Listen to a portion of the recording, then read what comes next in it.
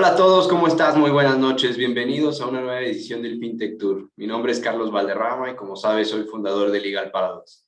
El día de hoy estaremos platicando con una personalidad del mundo FinTech, no solo por la trayectoria que ha tenido de manera personal, sino también digamos, puesto que mantiene en este momento.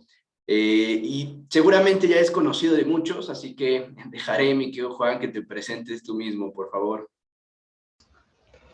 Gracias, Carlos. Mucho gusto estar con todos ustedes a estas horas. Es jueves, pero pues en pandemia tampoco hay mucho que hacer, entonces nos subimos a los webinars. No, gracias por estar aquí. De verdad se los agradezco mucho. Yo pues ya llevo un rato en FinTech. Yo empecé mi carrera en el 2007 en Banamex, ayudando a montar el equipo de pymes y luego haciendo en un fondeo de segundo piso para Sofomes y microfinancieras. Entonces dediqué como que esa etapa de mi vida a la inclusión, que pues fue súper bonito. Luego me fui a Inglaterra, según yo, un año a estudiar y me quedé 7. Después de la maestría estuve en una aseguradora un ratito y después como que se me botó la canica y decidí emprender y poner una fintech de financiamiento colectivo en el 2012 para financiar chavos que estaban batallando para pagar sus estudios de maestrías y coding bootcamps. Como siempre fue un problema con el que yo tuve que batallar, pues me motivaba a arreglar eso para que otra gente no tuviera que pasar por lo mismo. Y fue súper bonito. Y bueno, al cabo de 4 años el gobierno británico decidió que era una muy buena idea lo que yo estaba haciendo y empezaron a hacerlo ellos y pues me quedé sin chamba, ¿no?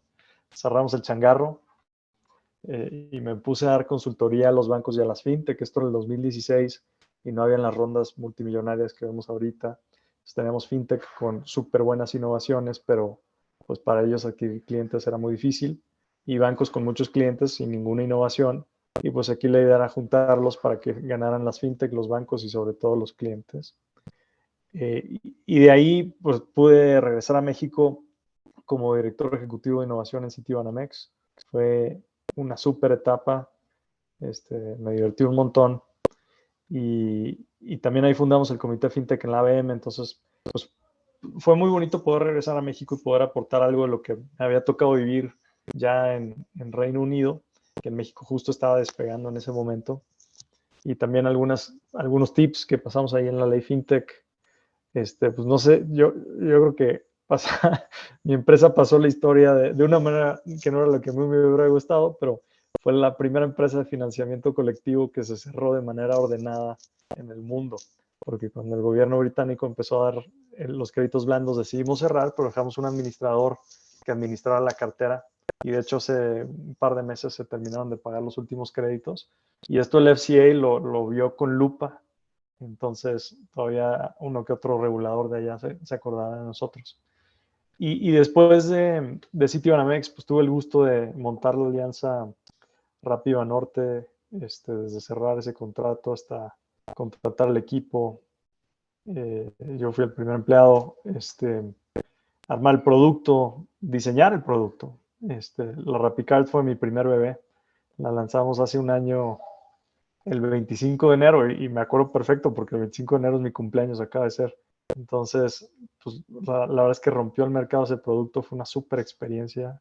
Me la pasé de crisis en crisis aprendiendo a montar un banco a gran velocidad, entonces fue súper útil la experiencia y pues, muchas gracias a los socios que me tuvieron la confianza y la paciencia para aprender de todo ese tipo de cosas.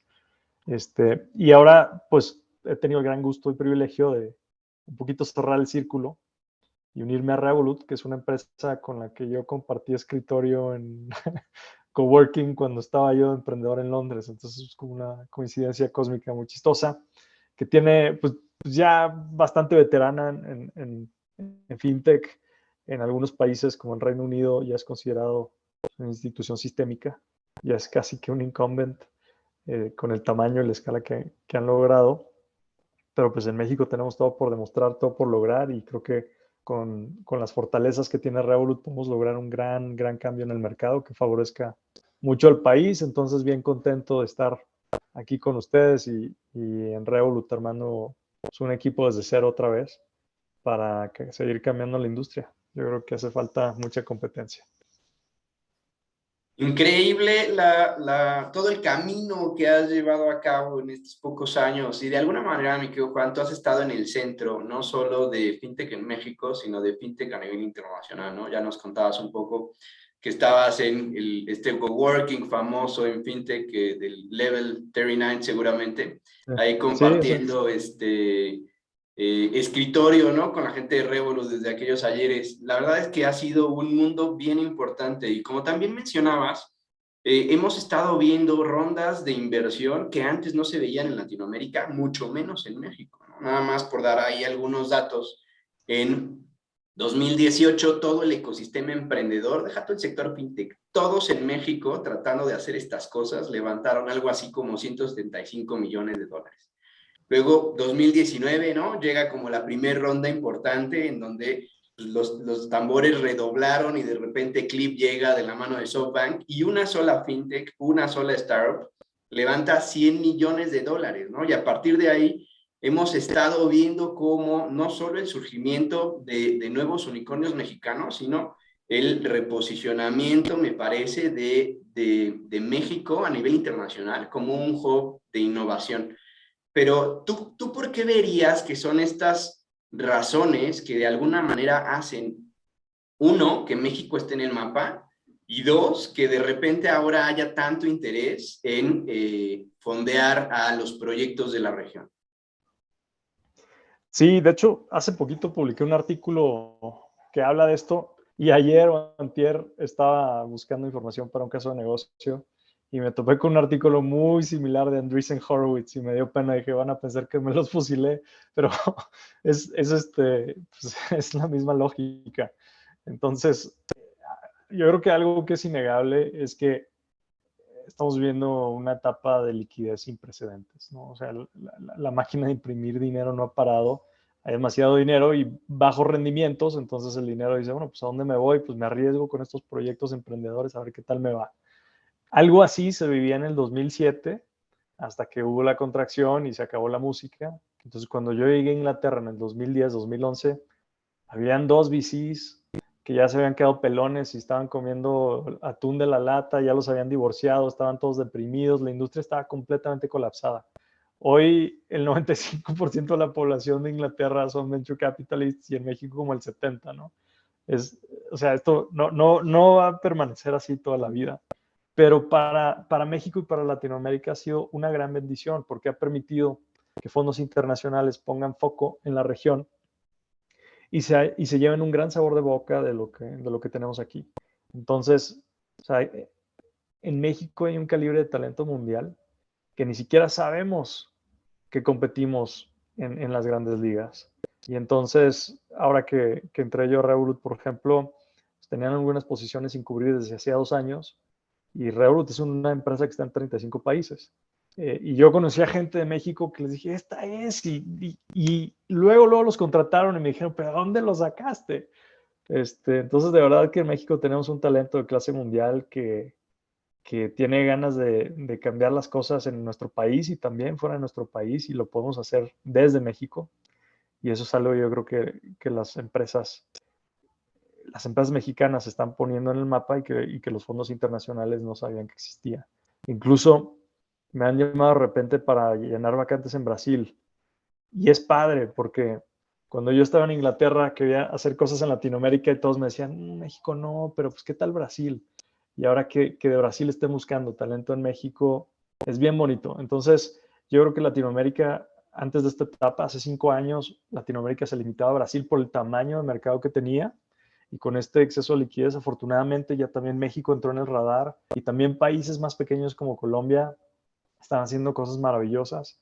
Y entonces la región como un todo empieza a cobrar más relevancia, pero México sin duda ya liderando los países de habla hispana.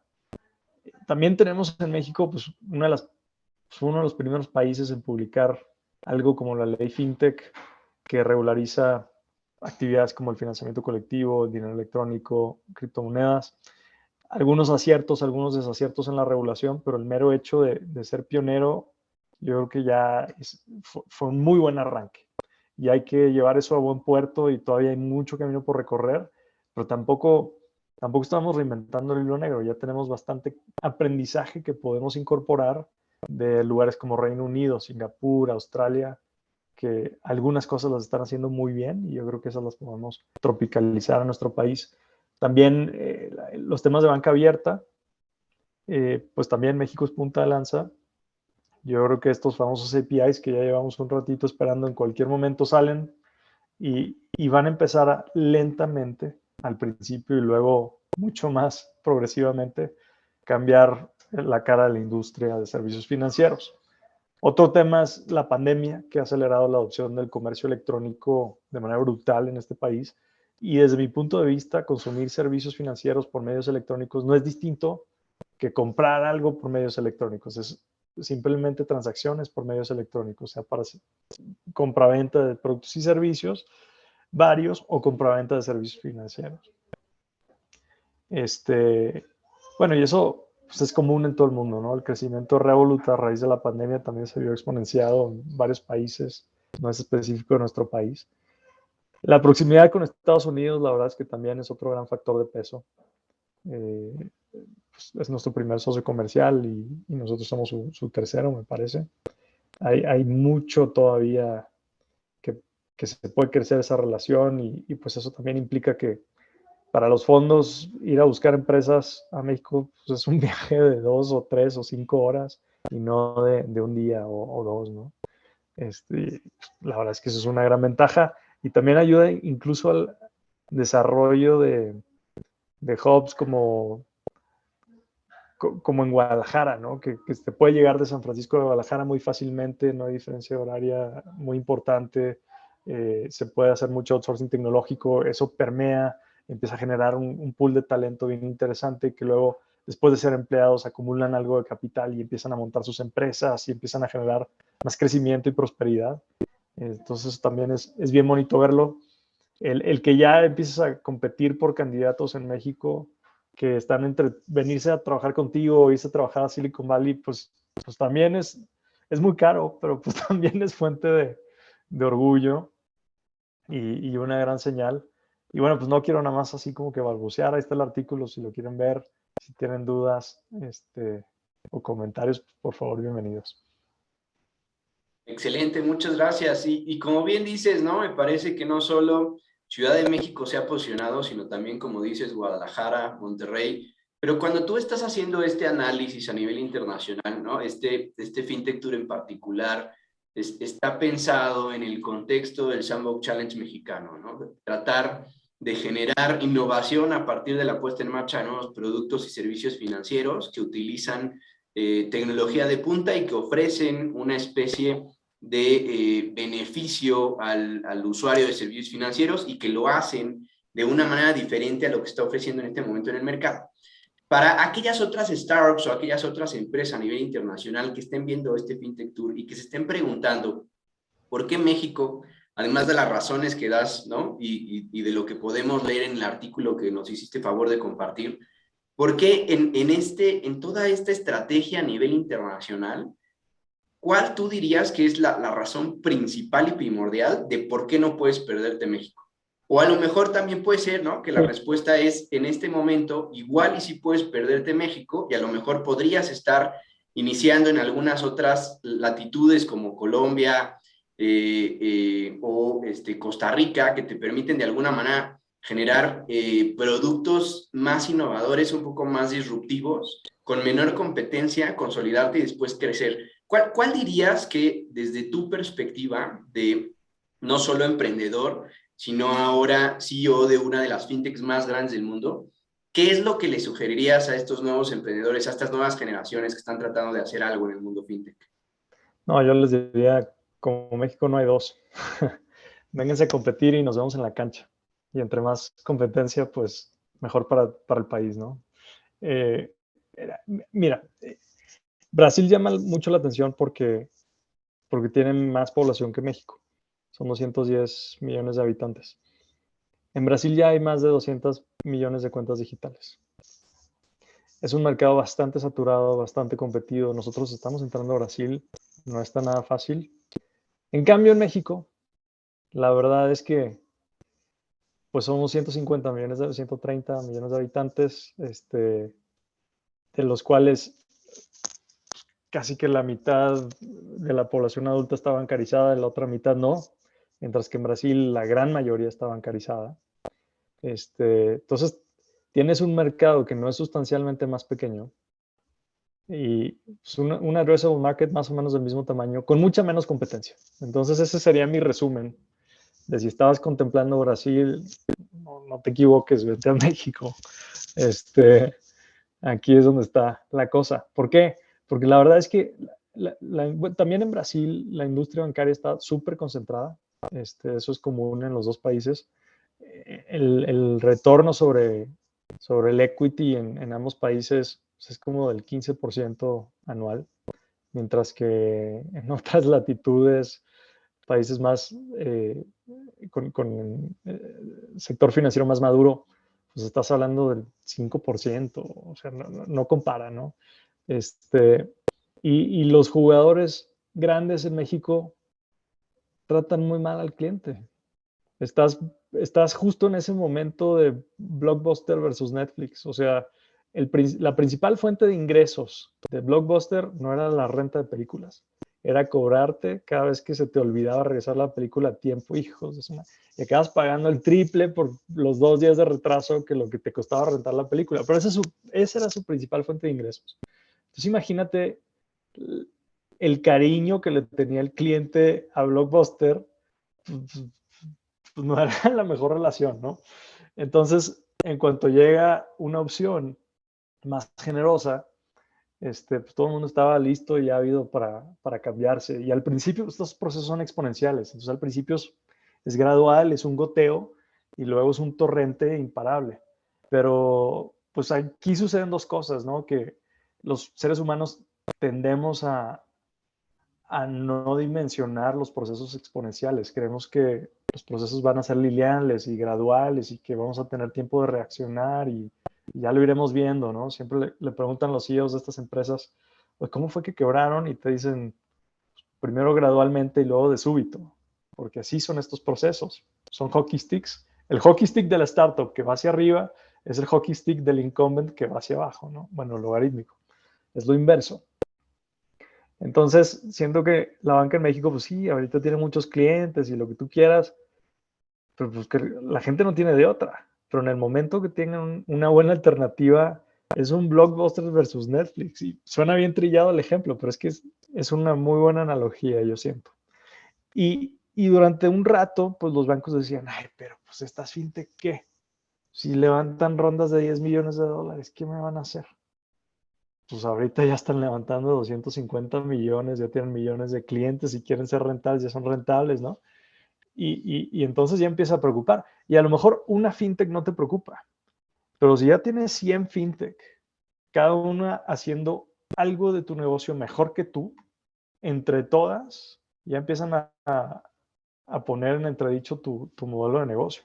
E incluso con la ineficiencia en costos que tienen los bancos en México, necesitas tener un cliente cautivo con una relación integral al que le vendas de todo, pero si ciertas partes jugosas de esa relación se empiezan a ir a otra fintech, no te tienen que quitar todo el negocio, solo te tienen que quitar los negocios rentables, se cae todo el modelo.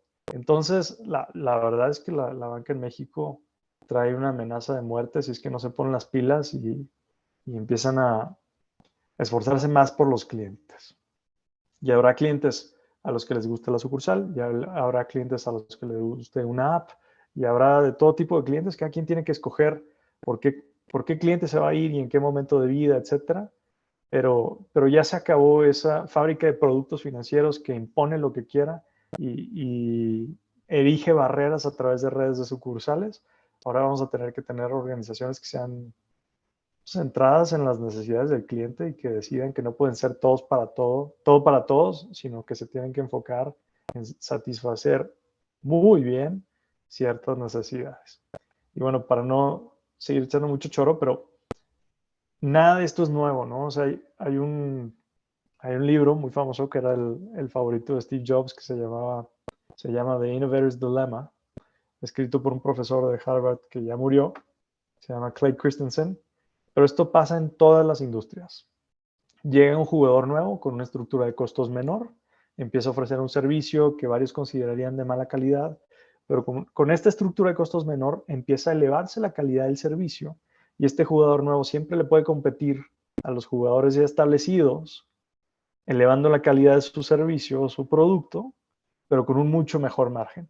Y lo que empiezan a hacer los dinosaurios de toda la vida es que se empiezan a enfocar en sus clientes más rentables y empiezan como que a huir de los nuevos, yéndose a la parte más rentable de su base de clientes, y así es como se empiezan a quedar sin negocio, porque el día de mañana un Toyota que empezó a hacer esto con autos compactos, pues saca un auto de lujo que creo que se llama Lexus o Lotus, no es el Lexus, y ya le compite a las grandes marcas americanas también en el segmento de auto de lujo, y lo mismo pasa o lo mismo va a pasar con servicios financieros. Entonces, nadie puede menospreciar a nadie.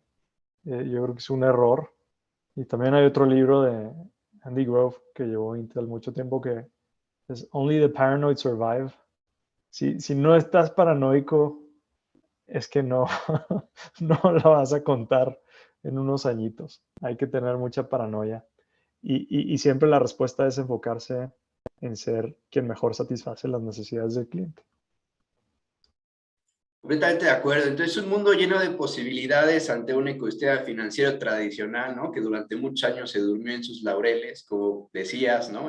Trató al cliente como si fuera un número más, ¿no? Y no lo digo yo, lo dice un análisis de competencia económica, ¿no? De nuestra autoridad en ese sentido, en donde dice que pues, el ecosistema está altamente concentrado, es ineficiente, ¿no? Los costos son altísimos, los spreads entre productos de captación y colocación son enormes, entonces ahí la verdad es que está todo por hacer. Y en ese sentido lo que dices es muy importante en relación a enfocarte, ¿no? en un pequeño segmento, hacer eso y hacerlo muy bien, generar estas eficiencias al estilo de la innovación disruptiva de Clayton y después con eso, ¿no? Pasarte a otros segmentos. En ese contexto en el que todo es mágico y México es genial porque aparte está lleno de mexicanos, ¿no? Y no sé tú, pero al menos Como desde la nosotros. perspectiva en la que estoy, muchos de nuestros clientes nos dicen, oye, es que, a ver, en México, cuando no, nosotros tratamos de ir, la verdad es que el ecosistema es muy abierto, la gente es muy noble, ¿no? Si tú quieres hacer alguna pregunta, pues simplemente contactas a alguien vía LinkedIn y en 2 segundos te contesta. O sea, la verdad es que las cosas fluyen mucho, ¿no? Y como bien dices, me parece que estamos llenos de talento y de gran talento aparte que podemos exportar a muchos otros países y en donde hay veces, ¿no? Que nos hemos medido con esta vara un poco malinchista, en donde no vemos como que lo hecho en México no está muy bien hecho. Pero a mí me parece justo que estamos en una nueva dinámica en donde, si bien es cierto, ¿no? Los primeros modelos fintech que existieron en México fueron una especie de copycats de productos que ya habían funcionado en el exterior, ahora estamos en una especie de segunda fase en donde sí se están construyendo productos y servicios a veces hiperpersonalizados para resolver necesidades específicas de tu cliente o consumidor y que además están pensados en las soluciones específicas de un mexicano. ¿No? Ya no de estos productos generales, masivos, para todo el mundo, que no tienen ningún tipo de diferencia, sino cosas ya hiperpersonalizadas. En ese sentido, Juan, tú, en todo este proceso, ¿tú qué le dirías a este emprendedor que viene a México? ¿Se tendría que enfocar en la Ciudad de México? ¿Tendría que atacar Guadalajara, Monterrey? ¿Tendría a lo mejor que ir a estados de México en donde ni siquiera hay una fintech? ¿Cómo le dirías que es este proceso y cómo has visto tú esta evolución en términos de operaciones en el sistema tradicional con más del 65% haciendo esquemas todavía de efectivo versus, ¿no? Esa transición que estamos viviendo y no solo, digamos, por segmento, porque si bien es cierto en México tenemos en este momento un segmento millennial o un boom millennial, ¿no? Con un pico de población ahí, pero también hemos estado viendo una especie de transición de las generaciones baby boomers y un poco más arriba a mecanismos digitales, ¿no? Incluso por ahí hay un análisis que te dice que una vez que estas personas hacen una prueba de este tipo de soluciones digitales, pues más o menos 7 de cada 10 se quedan en ella. ¿Tú cómo has visto este proceso de transición en México? ¿Cómo ha cambiado desde tu experiencia, digo, desde que iniciaste por ahí con esta plataforma de crowdfunding a la fecha? ¿Qué es lo relevante que ha cambiado ahí? Dos cosas. Uno, tú muchas veces crees que lo tienes clarísimo y sabes exactamente qué es lo que va a pegar en el mercado y el mercado te va a dar un buen baño de humildad. Y a lo mejor le atinas a uno y le fallas a tres. Y eso es un buen porcentaje de acierto, ¿no? En Revolut nos pasó que llegando a Estados Unidos dijimos, "Ay, cheques, ¿para qué? Eso es del pasado". Bueno, pues ya estamos liberando una funcionalidad de cheques porque el cliente allá quiere cheques. ¿Y quién eres tú para decirle al cliente cómo tiene que operar?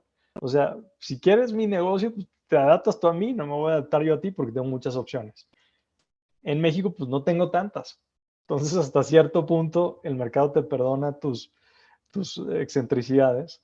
El mercado, la gente, somos más nobles y no tenemos tanto donde escoger, pero eso está cambiando muy rápidamente. Y la segunda parte es de los millennials, ¿no? ¿Quiénes son mis clientes? No, pues los millennials que usan el teléfono. A ver, los millennials son una generación que ha adoptado mucha tecnología, pero le ha enseñado a sus papás a usarla. Entonces, si uno se mete a Facebook hoy, pues son puros comentarios de las tías. Están todas las tías ahí en Facebook. ¿Quién las metió? Nosotros. Por eso ya no salimos, ¿no? Pero, pues mi generación fue la primera que incursionó en Facebook, luego metió a todas sus tías, y entonces ya se salió. Y algunos más jóvenes de mi generación, pues se meten a TikTok y yo ya como que desistí de todas las redes sociales que no sean LinkedIn, porque pues en LinkedIn puedo encontrar talento que necesito para mi empresa y pues ahí estoy como que chambeándole y divirtiéndome al mismo tiempo. Pero no es un tema de edad, es un tema de comportamiento. Y el comportamiento lo puede tener mi mamá, que maneja su dinero desde su app bancaria, o lo puede tener un chavito tiktokero.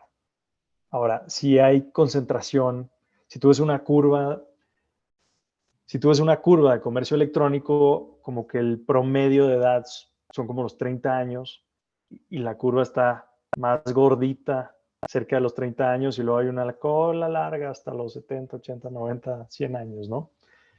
Y lo mismo vas a ver si ves la clientela de un neobanco. Entonces son copia fiel la población que utiliza servicios financieros digitales que la población que utiliza comercio electrónico. Por eso te digo que son parte de lo mismo. Desde tu perspectiva, a lo largo de tu experiencia, ¿cuál consideras que ha sido un aprendizaje fundamental que te ha permitido tener el éxito que has tenido como emprendedor y ahora tener esta posición? ¿Cuál dirías que es ese aprendizaje clave que la vida a lo mejor te ha enseñado a golpes, ¿no? Porque hay veces que así Sí. sucede, que dirías, esto es clave para estar en donde estoy. Pues te diría, suena medio cursi, pero sí seguir a tu corazón. O sea, yo estaba en una aseguradora con un paquete de acciones, con una oficina con vista al río Támesis y al London Bridge, que no es el famoso bonito, ese es el Tower Bridge, pero London Bridge tiene lo suyito. Entonces ya estaba, o sea, ya era cuestión de pues, quedarme ahí calladito haciendo mis PowerPoints y no me iba a ir mal en la vida. Me hubiera podido quedar ahí muy cómodamente, pero yo sí sentía que tenía que dejar un legado y tenía que ser algo de mayor impacto. Y eso, y como a mí personalmente me motivaba mucho ayudar a la gente a continuar sus estudios, pues decidí perseguir eso. Y dio la gran casualidad que pues, me metí al fintech queriendo ser emprendedor social. Y, y dio la gran casualidad que fintech se puso de moda. Y dio la gran casualidad que para el 2017 yo llevaba 5 años haciendo fintech. Entonces, por un lado, pues si no hubiera yo como que seguido ese llamado a una misión de trascender y buscar una misión para mi carrera profesional, que siempre la tuve, desde el principio estuve en inclusión y luego seguí en inclusión y luego innovación y me encantan los empalmes de las dos cosas. Pues no sé, la verdad es que yo a lo mejor seguiría yendo a una aseguradora, me costaría trabajo levantarme, ¿sabes? Eso, ¿De y dónde no te sacas creas, o la sea, motivación para eso? Oye, es que tienes que ser... es que sí, de verdad es que yo admiro mucho a la gente que hace eso porque yo no podría. O los emprendedores que arrancan un negocio para hacerse ricos, de verdad que les admiro porque es que no, como que a mí me haría falta algo de misión, de impacto en el mundo, que el día de mañana, pues, no sé, mi hija se pueda sentir orgullosa o en mi lecho de muerte diga valió la pena, o, ¿sabes? Ese tipo de misión trascendental para mí ha sido bien importante. Pero otra cosa que tampoco hay que ser muy ingenuo, yo tuve la gran fortuna de que en el camino fui desarrollando habilidades que en un futuro fueron cotizándose más y más en el mercado. A lo mejor me hubiera ido, no sé, a la selva, a, no sé, proteger los árboles de alguna especie en particular, y a lo mejor mis habilidades no se estarían, o sea, y me llenaría de satisfacción espiritual, pero mis habilidades no estarían muy bien cotizadas y a lo mejor estaría batallando para pagar la renta, ¿sabes? Y luego llega un punto en la vida en la que te empiezas a resentir tu misión porque no te permite cuidar de tus seres queridos y llevar una vida un poco más equilibrada. Entonces, pues tampoco hay que ser, sí hay que ser románticos y perseguir una misión, este, pero, pero sin perder la cabeza, ¿no? Y con los pies más o menos plantados en el piso y tratando de que en el peor de los casos, si no tienes éxito con tu empresa, como fue mi caso, pues hayas desarrollado suficientes habilidades para que luego puedas seguir teniendo retos bonitos y aportaciones importantes en el mundo que también te reditúen. ¿Cuáles son las habilidades más demandadas, mi querido Juan? O sea, decías, ¿no? No solo a nivel internacional, sino a nivel nacional, muchas startups buscando talento, y talento mexicano, ¿no? Incluso FinTech, digo, Revolut, como nos contabas, ¿no? Tiene un montón de vacantes. ¿Cuáles dirías Sí, que tiene son como esos, 1000 y tantas. Entonces, anímense, ahí están, revolut.com/careers. Sí se puede, muchachos. cuáles dirías que es ese talento específico o las características de una persona que tendría que tener o que tendría que empezar a desarrollar si no las tiene?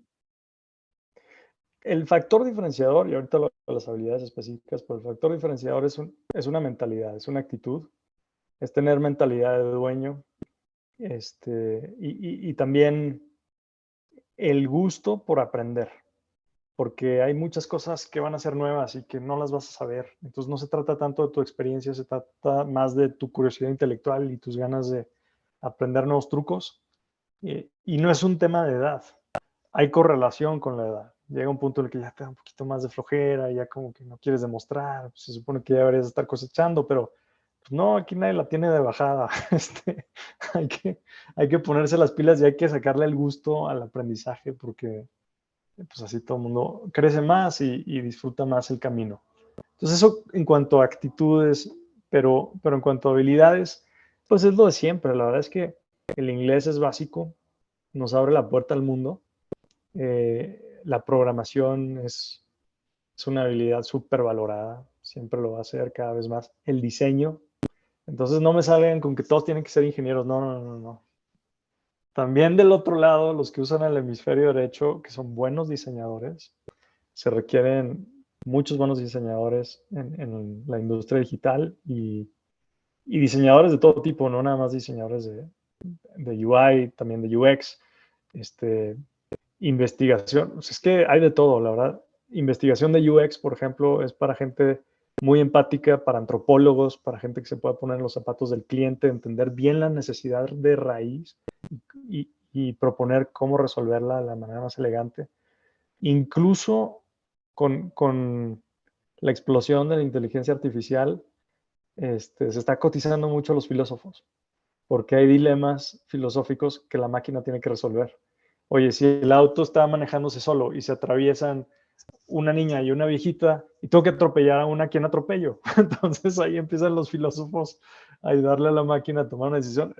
Perdón, es un ejemplo muy mórbido y un poco extremo, pero sí te confronta con cuál es el deber ser y cómo le imprimes ética a la máquina. Entonces, eso que, no sé, a mi generación nos decían, tú estudia ingeniería y ya lo más, porque si no es como si no hubieras estudiado. O leyes, tal vez, ¿no? Para que puedas ser abogado. Pues eso sigue aplicando. La verdad es que las ingenierías desarrollan muchas habilidades que algunas humanidades no. Entonces, como que un ingeniero siempre se va a poder defender mejor en el mercado laboral. Un abogado también como que siempre va a tener cosas que hacer, aunque ya las máquinas están automatizando algunas de las cosas más básicas que hacen los abogados, entonces hay que estar compitiendo por hacer mayor valor agregado, igual que los contadores, por ejemplo. Pero la verdad es que hay campo para todo lo que sea trabajo intelectual. Y porque lo que sea trabajo mecánico, pues cada vez los robots van a hacer más de eso, ¿no? Entonces, creo que es una respuesta súper general.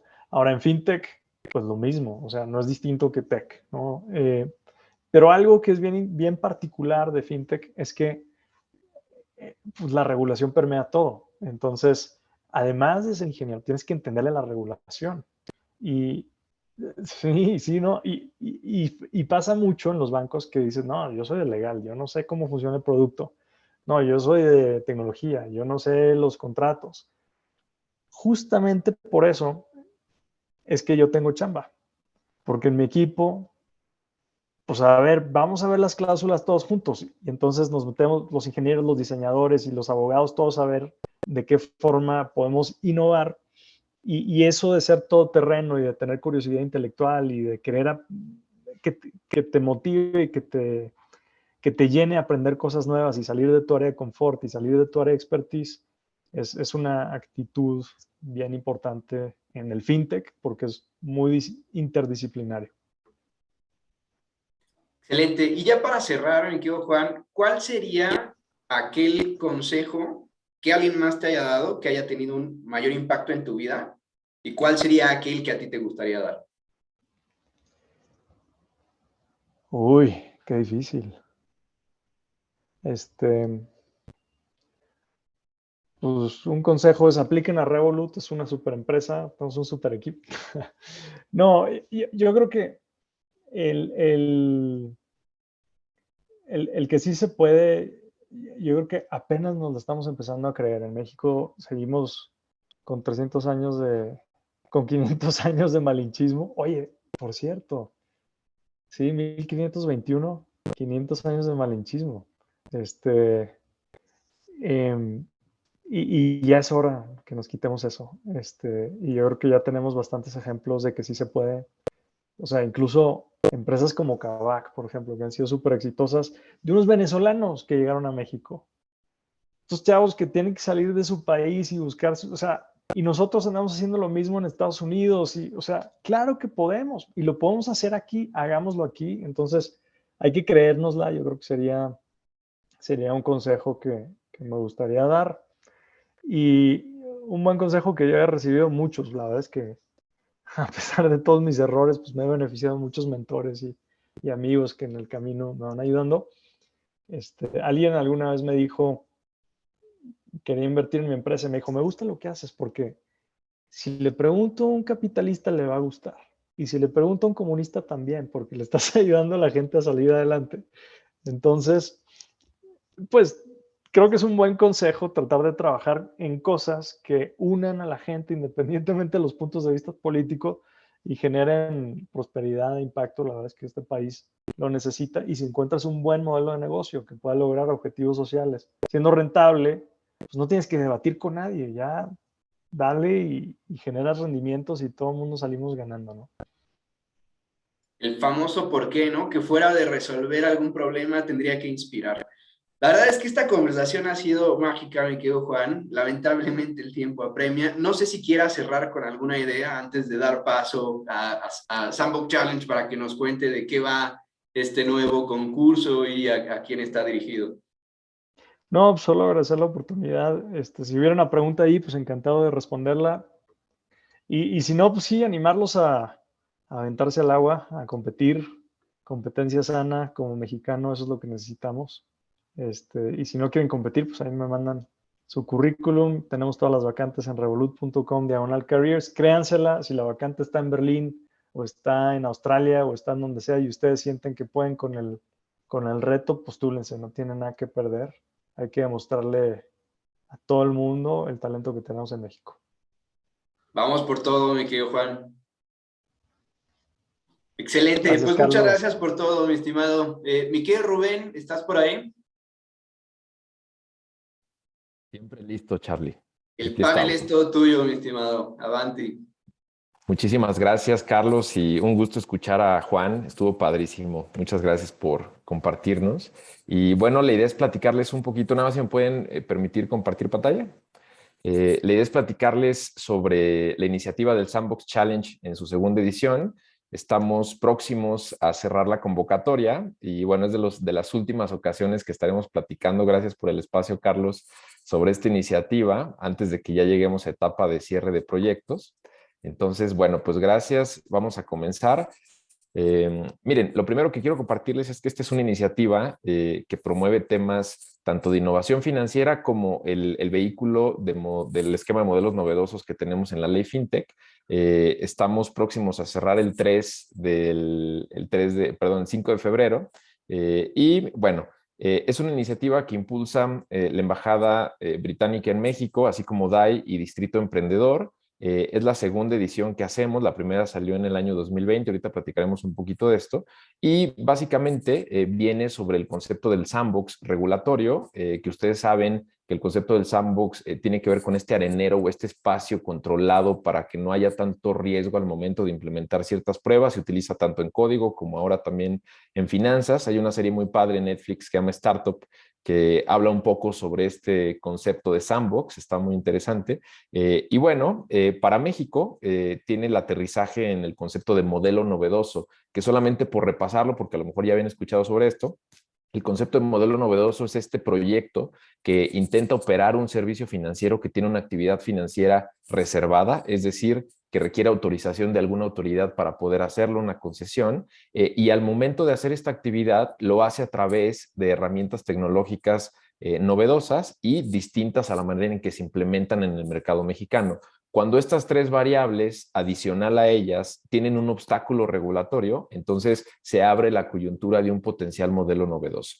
Hay dos tipos de modelos novedosos, el de empresas no reguladas, startups que tienen un proyecto por iniciar, o entidades financieras que quieren buscar hacer alguna adecuación, implementación de alguna tecnología, y en función de eso poder de alguna manera mover un poco las reglas del sector después de un periodo de prueba, que es lo importante, ¿no? El esquema de modelos novedosos da un periodo de prueba para probar, valga la redundancia, el servicio financiero con la tecnología, se miden los respectivos riesgos que tienen ante el usuario y los diferentes indicadores de eficiencia y desempeño, y en función de esto, al concluir la prueba, se determina si hacia el startup se le da la autorización para operar de manera definitiva en alguna de las figuras existentes con este cambio regulatorio, o para la entidad financiera si tiene de alguna manera viabilidad el cambio en el sector que están proponiendo en términos regulatorios, y con eso se cierra la respectiva prueba, ¿no? ¿Cómo nos fue en la edición 1? Tuvimos presencia internacional, yo les diría bastante relevante, nos acompañaron de América Latina, Reino Unido, Estados Unidos, gente de Singapur y Kenia también, y a nivel país, 16 entidades llegaron con proyectos, lo cual para nosotros fue pues un lujo poder recibirlos, porque aspirábamos de alguna manera en el diagnóstico inicial a que estuviera un poco más concentrados en ciertos estados, ¿no? Entonces eso nos dio mucho gusto. Tipos de proyectos, llegaron proyectos emprendedores con cuestiones de blockchain, temas de inteligencia artificial, machine learning, temas de contratos inteligentes, tecnologías de información en diferentes maneras de aplicarse, y estos aplicados a diferentes, digamos, tipos de actividades financieras, como vemos en pantalla, agregadores de pagos, transmisión de dineros, intermediación de valores, entre otras, ¿no? Entonces, al momento en el que se dan estas combinaciones, se hacían las estructuras de los casos sandbox, ¿no? Que nosotros platicábamos. Ahora bien, con los aprendizajes que tuvimos en la primera edición, estamos sacando y está por concluir este espacio de recibir proyectos de la edición 2, en donde la intención es contar con mayor presencia internacional, mayor participación de mujeres, mayor capa de actividades financieras, porque en la primera edición solamente participaban actividades financieras que estuvieran en el marco de la supervisión y autorización de la Comisión Nacional Bancaria de Valores. Se abrió una categoría adicional, que ahorita platicaré, y con espacios de capacitación y asesoría. Ahora, en términos de categorías, lo que les puedo anticipar es que lo que les hablaba al principio de lo que es un modelo novedoso, eso aplica en la categoría de modelo novedoso, con la intención de que estos proyectos puedan estar listos al concluir el concurso y al concluir sus patrocinios, que ahorita platicaré de eso, puedan estar listos para poder presentar su solicitud ante la institución financiera correspondiente, ¿no? Y en cuestión de innovación financiera, en la primera edición hubo varios proyectos que eran de proveedores de servicios tecnológicos o también emprendedores que llegaban en etapa muy temprana que no veían cómo realmente participar o no estaban las reglas adecuadas para esto. Entonces abrimos una segunda categoría en donde estamos recibiendo a emprendedores en etapa muy temprana que tienen una idea, que tiene ADN tecnológico, ADN de innovación financiera o ADN Sandbox, y los ayudamos y acompañamos a concluir con esto, y a proveedores de servicios tecnológicos que de alguna manera tienen el potencial o el interés de llegar y ofrecer algo disruptivo, algo que sea innovador para algún tipo de entidad financiera. Entonces, bueno, esa es la categoría nueva. En términos de premios, contamos con, para la categoría del modelo novedoso, 6 paquetes de asesoría legal para los 6 mejores proyectos para modelo novedoso, con la intención de que esas horas se utilicen para poder apoyar a concluir la solicitud para operar como modelo novedoso. Uno de los patrocinadores aquí presentes, Carlos de Legal Paradox, nos apoya para que también puedan acompañar a estos emprendedores. Son 80 horas que por equipo emprendedor que se les apoya, ¿no? Adicional a eso, 3 modelos financieros que se acompañen la solicitud. Este es un presupuesto muy específico que se tiene que hacer para ver la viabilidad de la prueba, no necesariamente la viabilidad del modelo, ¿no? Entonces son 3 modelos financieros hechos a la medida para eso y 2 consultorías en ciberseguridad por parte de Delta Protect, para que se puedan revisar temas de APIs, vulnerabilidad web, entre otros. Ahora, en términos de innovación financiera, nos acompaña Endeavor como patrocinador con 4 paquetes de diagnóstico y mentoría durante 4 meses, en donde la intención es ver el punto de partida del proyecto o emprendimiento y poderlo evolucionar, no importa en qué etapa llegue necesariamente, porque la metodología tiene versiones para diferentes momentos de la vida de las startups.